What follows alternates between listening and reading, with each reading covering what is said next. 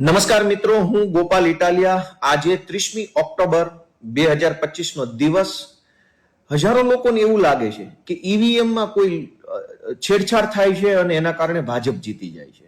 હજારો લોકોને એવું લાગે છે. જો કે ઈવીએમમાં કોઈ છેડછાડ થતી નથી એ વાત સાચી છે, પરંતુ હજારો લોકો માનવા તૈયાર નથી. ઘણાને ભાજપને મત નથી આપવો છતાં પણ ડરના મારે ભાજપને મત આપે છે એવું વિચારીને કે હું આમ આદમી પાર્ટીને કે અન્ય વિપક્ષને મત આપીશ તો પાછો મારો મત ભાજપમાં જશે. દોસ્તો, જો તમને ઈવીએમ ને લઈને કોઈ શંકા હોય અથવા ભાજપ પાર્ટી જીતવી ન જોઈએ, કોઈ પણ સંજોગોમાં ક્રાંતિ આવવી જોઈએ, બદલાવ આવવો જોઈએ એવું તમે ઈચ્છતા હોવ તો આ વિડીયો તમે આખો જોજો શાંતિથી અને તમે બીજાને શેર કરજો. ગઈકાલે હું ચૂંટણી પંચની એક મિટિંગમાં ગયો હતો. હું અને ચૈતરભાઈ વસાવા બંને એ મિટિંગમાં હાજર હતા ગાંધીનગરમાં. ચૂંટણી અધિકારીઓ મોટા મોટા બેઠા હતા, ભાજપના માણસો, કોંગ્રેસના માણસો બધા બેઠા હતા. આ ચૂંટણી પંચની અત્યંત મહત્વની મિટિંગમાં એક સૌથી મહત્વના મુદ્દા ઉપર ચર્ચા થઈ. SIR એટલે સ્પેશિયલ ઇન્ટેન્સિવ રિવિઝન, એટલે કે ઘનિષ્ઠ સઘન સુધારણા, મતદાર યાદીની સઘન સુધારણા. મારા હાથમાં ભારતના ચૂંટણી પંચના કાગળો જે મને કાલે ચૂંટણી પંચે આપ્યા એ છે.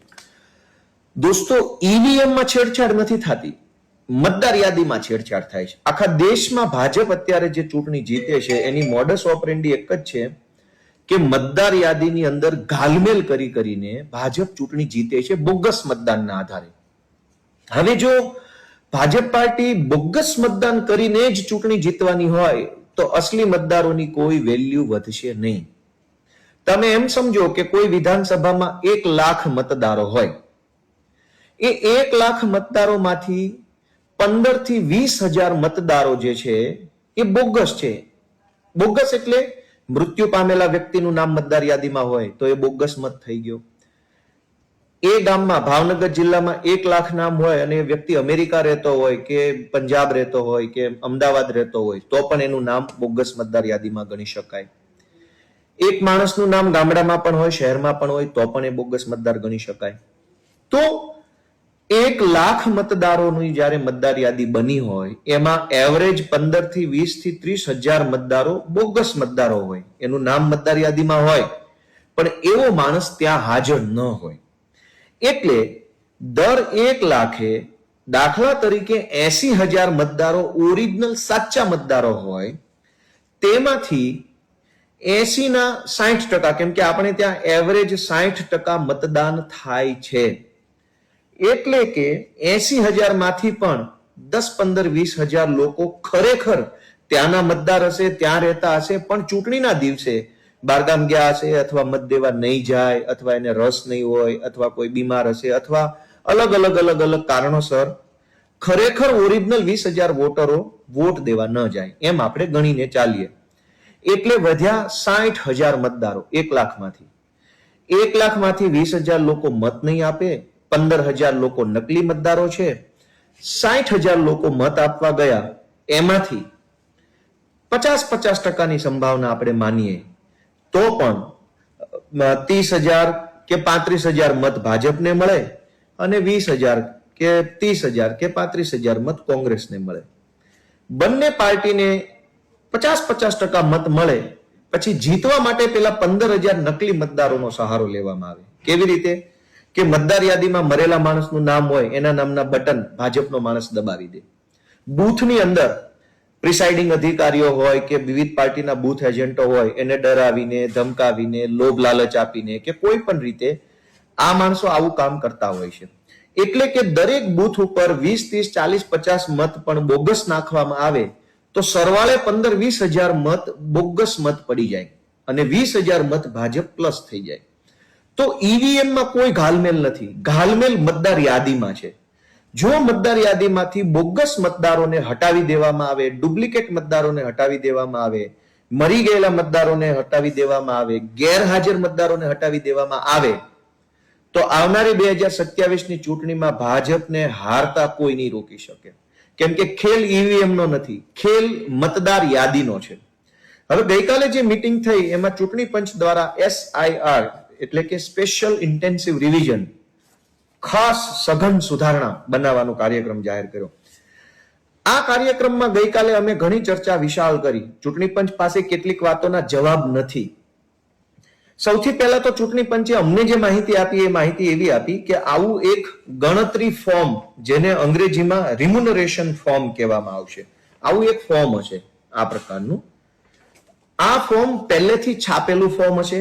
આ ફોર્મ જે વ્યક્તિના નામનું હશે એનો ફોટો હશે, એનું નામ હશે, મતદાર યાદીમાં એનો ઓળખ ક્રમાંક એટલે ચૂંટણી કાર્ડનો નંબર હશે, એના ગામનું નામ, મતદાર યાદીનો ક્રમ, ભાગ, જ્યાં એનું મતદાનમાં નામ હશે એ બધી જ વિગત અહીંયા લખેલી હશે પહેલેથી.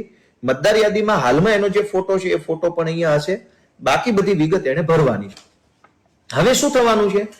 આખા ગુજરાતના BLO, બૂથ લેવલ ઓફિસર, એટલે કે સરકારી શિક્ષકો જે છે એ એક એક ઘરે જશે અને એક એક વ્યક્તિનું આવું ફોર્મ એને આપશે, દરેક વ્યક્તિને આપશે. આ સરકારી વાત જે એમણે મને કીધી એ હું તમને કહું છું. પછી આપણે જનતાએ શું ધ્યાનમાં લેવાનું છે એ હું પાછળથી કહીશ. એમ સમજી લો કે ગુજરાતમાં 5 કરોડ અને 18-20 લાખ મતદારો છે એવું કાલે અમને જણાવવામાં આવ્યું.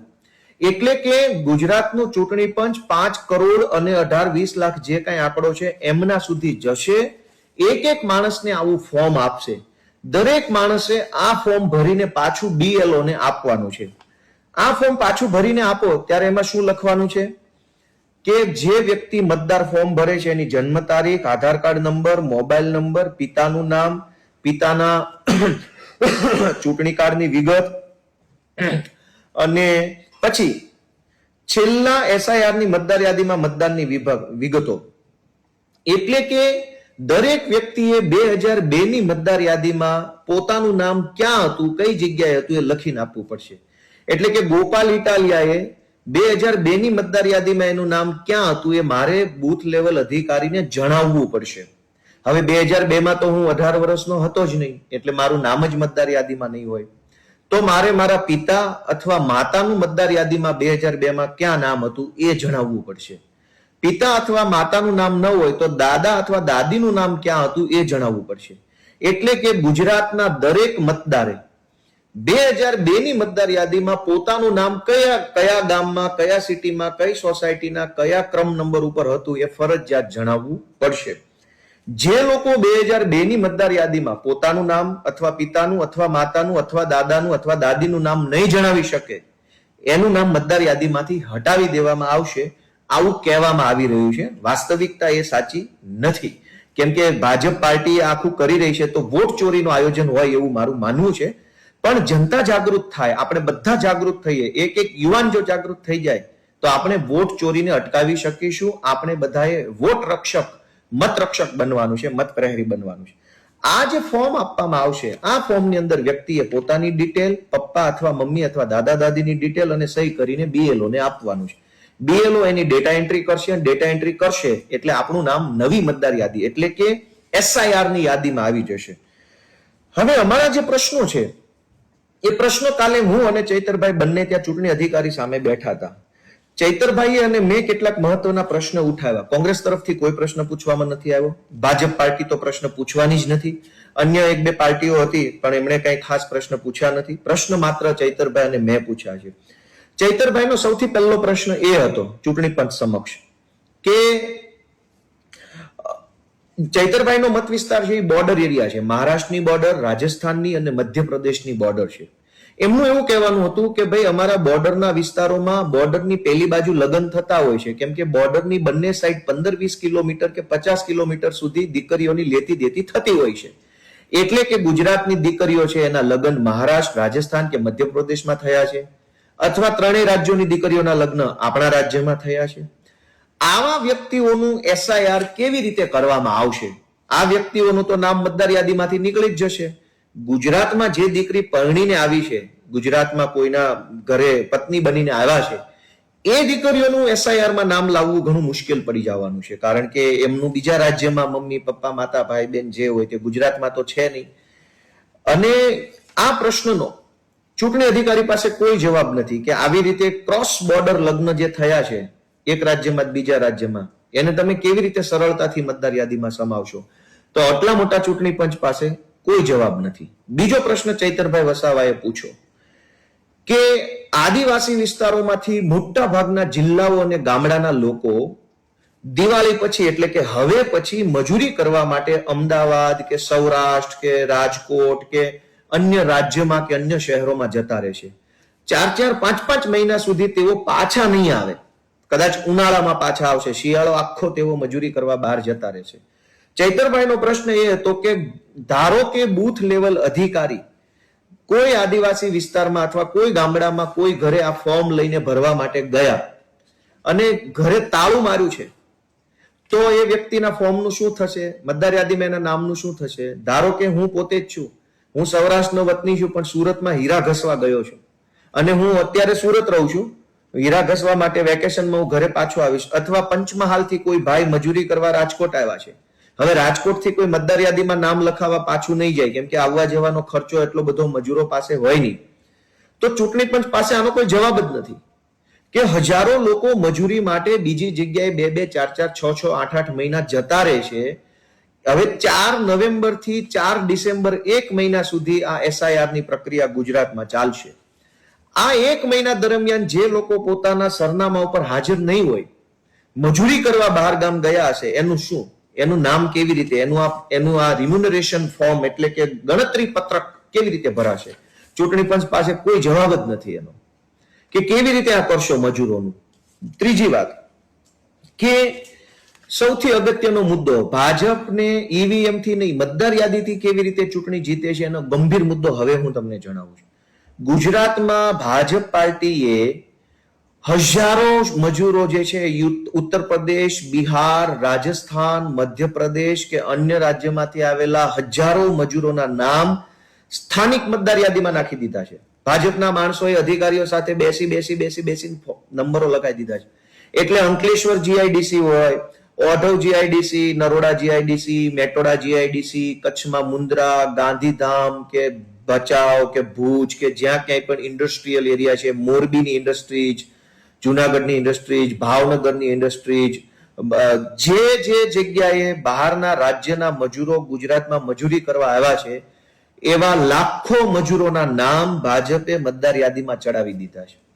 ચૂંટણી ટાણે એનો કેવી રીતે ઉપયોગ કરવામાં આવે છે? ધારો કે 20,000 મજૂરોના નામ મતદાર યાદીમાં નાખ્યા.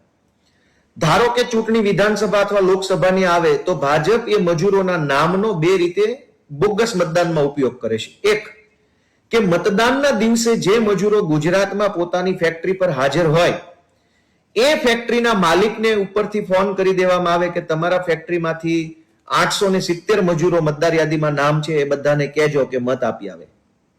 જે મજૂરો હાજર ન હોય એના નામનું બટન ભાજપનો માણસ દબાવી દે, કેમ કે કોઈ પૂછવાનું તો છે નહીં. ધારો કે રામસિંહ કરીને કોઈ ઉત્તર પ્રદેશના વ્યક્તિનું નામ હોય, રામસિંહના નામનું બટન ભાજપ વાળો દબાવી દે તો કોઈ પૂછવાનું તો છે નહીં કે રામસિંહનું તે શું કામ દબાવ્યું. ધારો કે ગોપાલ ઇટાલિયાના નામનું બટન ભાજપ વાળો દબાવે તો ગોપાલના પપ્પા, મમ્મી, કુટુંબ, પરિવાર, પાર્ટીના લોકો વિરોધ કરે. પણ રામસિંહના નામનું બટન ભાજપ વાળો દબાવી દે તો વિરોધ તો કોઈ કરવાનું નથી, કેમ કે રામસિંહના કોઈ સગા કે કોઈ મિત્રો તો ગામડામાં હોતા નથી અથવા શહેરોમાં. ગુજરાતમાં એક અંદાજ પ્રમાણે ઓછામાં ઓછા 10-20 લાખ લોકોના નામ બોગસ રીતે મતદાર યાદીમાં ભાજપે નખાવી દીધા છે. આ 10-20 લાખ નામ એટલે હાર જીતની ગેપ. દરેક વિધાનસભામાં 5,000 થી લઈ અને 10,000 ના ગેપમાં વિધાનસભાની હાર જીત જ્યાં જ્યાં થતી હોય ભાજપની, ત્યાં આવા બોગસ નામ મતદાર યાદીમાં નાખી દે. બીજી રીતે શહેરોમાં પણ મતદાર યાદીમાં નામ હોય, ગામડાની મતદાર યાદીમાં પણ નામ હોય. શહેરમાં ચૂંટણી હોય ત્યારે શહેરમાં મત આપે ભાજપનો માણસ, ગામડામાં ચૂંટણી હોય તો ગામડામાં પંચાયતમાં મત આપે, નગરપાલિકામાં મત આપે, તાલુકા જિલ્લા પંચાયતમાં મત આપે. ભાજપે અનેક માણસોના ડબલ વોટિંગ કરાવ્યા, શહેરમાં પણ વોટિંગ, ગામડામાં પણ વોટિંગ. બીજું કે પંચમહાલ, ઝાલોદ, દાહોદ કે સાબરકાંઠા કે એ વિસ્તારમાંથી સૌરાષ્ટ્રમાં મજૂરી કરવા માટે આવતા ભાઈઓ બહેનો જે છે એમના નામ પણ સ્થાનિક મતદાર યાદીમાં ભાજપના માણસોએ ઘુસાડી દીધા છે, જેના કારણે મજૂરોનું મતદાન તાલુકા જિલ્લા પંચાયતની ચૂંટણીમાં કરાવી શકાય અને 8, 10, 50, 100 મતની હાર જીત હોય તાલુકા પંચાયતમાં, એમાં પણ આ મતદાર યાદીમાં જો મજૂરોના નામ નાખી દે બીજા જિલ્લામાં તો ભાજપ જીતી શકે. કુલ મળીને મતદાર યાદીમાં ઘાલમેલ કરીને ભાજપ તમામ ચૂંટણીઓ જીતે છે. શું કામ? કે દરેક મતદાર યાદીમાં 20, 30, 40, 50, 100 નામ ખોટા વ્યક્તિઓના હોય છે. ખોટા એટલે મરી ગયેલા અથવા યુપી બિહાર વાળા, અથવા બીજા જિલ્લાના, અથવા શહેર અને ગામડામાં બંનેમાં હોય એવા, અથવા ડુપ્લિકેટ નામ કે એ નામનો માણસ જ આખા ભારતમાં ન હોય, રમેશભાઈ, છગનભાઈ, મગનભાઈ, આવો માણસ જ ભારતમાં ન હોય, એનું નામ પણ મતદાર યાદીમાં હોય. અને જેટલા ખોટા નામ મતદાર યાદીમાં હોય એ તમામ નામના મત ભાજપના માણસો બટન દબાઈ દે છે ચૂંટણીના દિવસે. કેમ કે પોલિંગ ઓફિસરો સરકારી માણસોને દબાવે, ડરાવે, ધમકાવે. દોસ્તો, આ એસઆઈઆર જે આવે છે એ એસઆઈઆરમાં જો આપણે કાળજી નહીં લઈએ તો હજુ વધુ ઉત્તર પ્રદેશ, બિહાર કે બીજા રાજ્યમાંથી જે મજૂરી કરવા આવેલા લોકો છે એના નામ ગુજરાતની મતદાર યાદીમાં ઘાલી દેવામાં આવશે, નાખી દેવામાં આવશે, અને પછી ઓરિજિનલ મતદારોનો વજન પડતો બંધ થઈ જશે.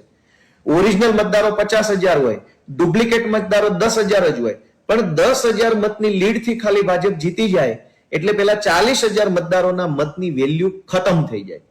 એટલે 40,000 મતદારોના મતની કિંમત કરાવવી હોય, તમારા મતનો પાવર નેતા ઉપર કન્ટિન્યુ રાખવો હોય, સરકારો ઉપર તમારો પાવર બતાવવો હોય, તો તમારે પેલા 10,000 નકલી મતદારોને મતદાર યાદીમાંથી દૂર કરવા માટે આગળ આવવું પડશે. કેમ કે આપણે ઘણીવાર આંદોલનો કરીએ, ધરણા કરીએ, રેલી કરીએ, બધું જ કરીએ, અને છતાં એવું લાગે સરકાર આપણું સાંભળતી નથી. એનું એક જ કારણ છે કે સરકારને ખબર છે કે તમારા મતથી નહીં, પેલા ડુપ્લિકેટ મતદારોના મતથી અમારો ધારાસભ્ય જીતશે, અમારા બધા ધારાસભ્ય જીતશે અને અમારી સરકાર બનશે. અને ડુપ્લિકેટ મતદારો તો કોઈ દિવસ ધરણા કે આંદોલન કે રેલી કે શું કરવાના નથી. એટલે દોસ્તો, દર 1 લાખે ધારો કે 15 થી 20,000 ડુપ્લિકેટ, બોગસ, ડમી, ફ્રોડ મતદારો હોય તો એ 10 15,000 મતદારોને મતદાર યાદીમાંથી દૂર કરાવવા માટે આપણે બધાએ આગળ આવવું જોઈએ. આ એસઆઈઆર ની પ્રક્રિયાની અંદર જેટલી જનભાગીદારી થશે એટલા જ બોગસ, ફ્રોડ અને ડુપ્લિકેટ મતદારો મતદાર યાદીમાંથી દૂર થશે.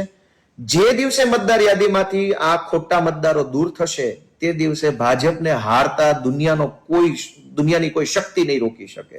એટલે દોસ્તો, પહેલી વિનંતી એ છે કે તમારા ગામમાં, તમારા તાલુકામાં, તમારા સિટીમાં અને ખાસ કરીને જ્યાં ઇન્ડસ્ટ્રીયલ એરિયા છે ત્યાંના સ્થાનિક કાર્યકર્તાઓને મારી નમ્ર વિનંતી છે કે તમારો જે સમય ફાળવવો પડે ફાળવજો. તમે તમારા વિસ્તારનો વિકાસ અને ભલું ઈચ્છતા હોવ તો આ નકલી મતદારોને મતદાર યાદીમાંથી કઢાવવા માટે આગળ આવવું પડશે. તમારા વિસ્તારમાં એક ફેક્ટરી હશે, ફેક્ટરીમાં 1000 મજૂરો હશે, તો એ 1000 મજૂરોનો મત બિહારની યાદીમાં પણ હશે અને રાજકોટની યાદીમાં પણ હશે. એ 1000 મજૂરોનું મતદાર યાદીમાં મધ્યપ્રદેશમાં નામ હશે અને ગુજરાતમાં નામ હશે.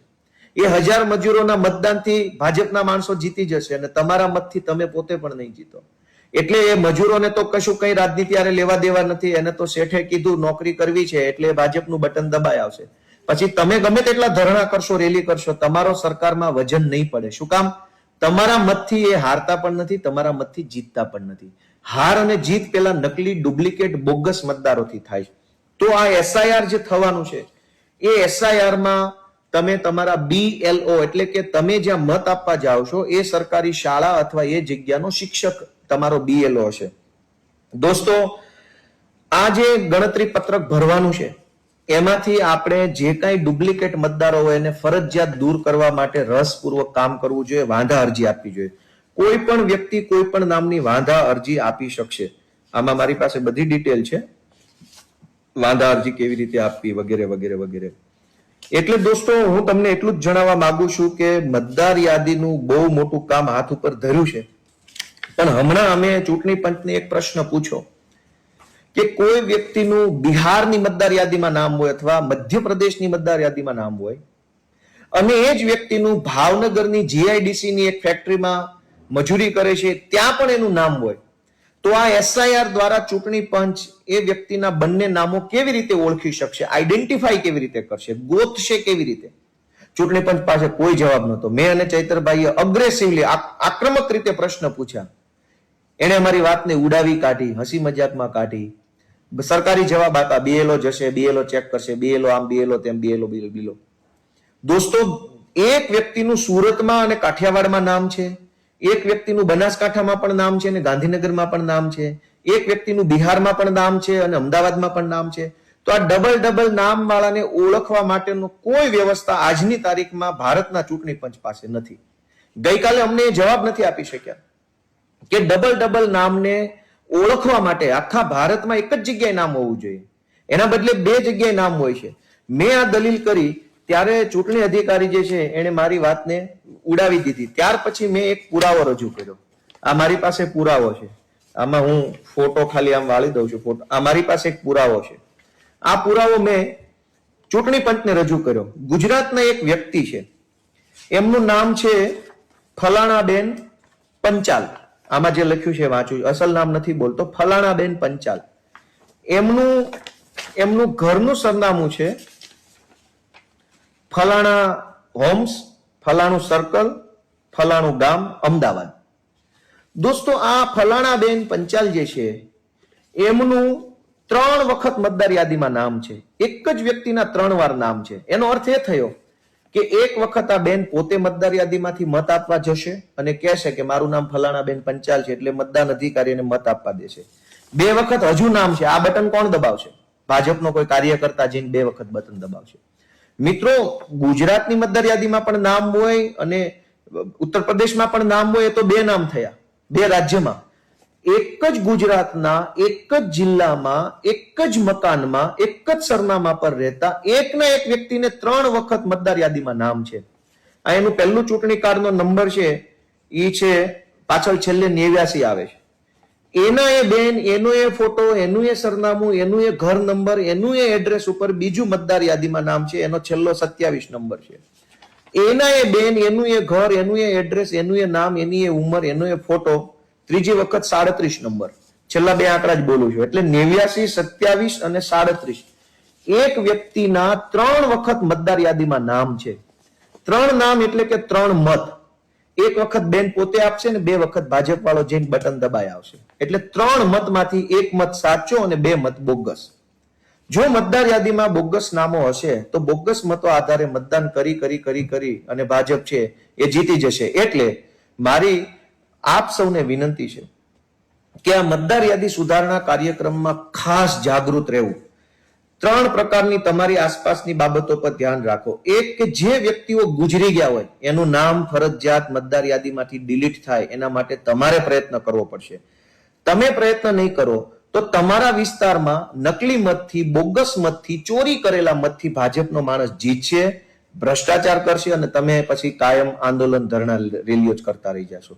જો તમારા વિસ્તારમાં સારું કરવું હોય, સરકારને તમારા મતથી ડરાવવી હોય, તો મરેલા માણસનો મત, પરણી ગયેલી સ્ત્રીનો મત, શહેરોમાં પરમેનન્ટલી શિફ્ટ થઈ ગયેલા, કાયમી રહેવા વહી ગયેલા લોકોનો મત, બહારના રાજ્યમાંથી આવેલા મજૂરોના મત, આટલા મતો મતદાર યાદીમાંથી હટાવવા પડશે, ડિલીટ કરાવવા પડશે. જ્યાં સુધી આ 4 કેટેગરીના મતો મતદાર યાદીમાંથી ડિલીટ નહીં થાય ત્યાં સુધી હંમેશા ભાજપ નકલી મતથી વોટ ચોરી કરીને જીતશે અને આપણે આંદોલનો ગમે તેટલા કરશું, ભાજપ આપણી વાત માનશે નહીં. દોસ્તો, ખેલ ઈવીએમ નો બિલકુલ નથી. ખેલ મતદાર યાદીનો છે. મતદાર યાદીના ખેલને રોકવા માટે એક વ્યક્તિએ જાગવું પડશે, એક વ્યક્તિ આગળ આવવું પડશે, એક યુવાને આગળ આવવું પડશે. તમારા વિસ્તારના BLO નો સંપર્ક કરો. તમારા વિસ્તારની અંદર તમામના ગણતરી ફોર્મ આવા ભરાય, અસલ માણસના જ ભરાય, કોઈની વોટ ચોરી ન થાય. અને ભાજપને અમારી ચેલેન્જ છે કે હમણાં સુધી જે થયું હોય તે, પણ આ વખતે જનતાની વોટની રક્ષા આમ આદમી પાર્ટીનો એક કાર્યકર્તા વોટ રક્ષક બનીને કરશે, વોટ પ્રહરી બનીને કરશે.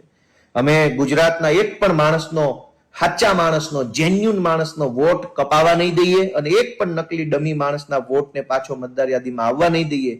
એ માટે જે કાંઈ અમારી ક્ષમતાઓ છે, જે અમારી તાકાત છે, એ કામે લગાવશું.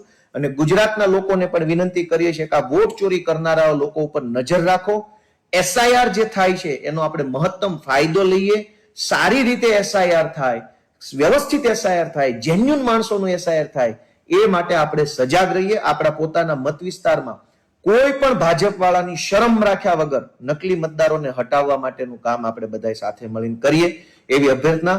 કોઈ પણ પ્રકારે ઈવીએમમાં કોઈ ગડબડ નથી. ગડબડ મતદાર યાદીમાં છે. તમારા ગામની, વિસ્તારની, સોસાયટીની મતદાર યાદીમાં જેટલા મૃત્યુ પામેલા, સ્થળાંતર થયેલા, ડબલ નામ વાળા, પરણી ગયેલા મતદારોના નામ હશે, એટલી જ ભાજપની જીતવાની સંભાવના વધુ છે. માટે તમે એમ ઈચ્છતા હો કે ગુજરાતમાં બદલાવ આવે તો તમારે આગળ આવવું પડશે, સમય ફાળવવો પડશે. જય જય ગરવી ગુજરાત.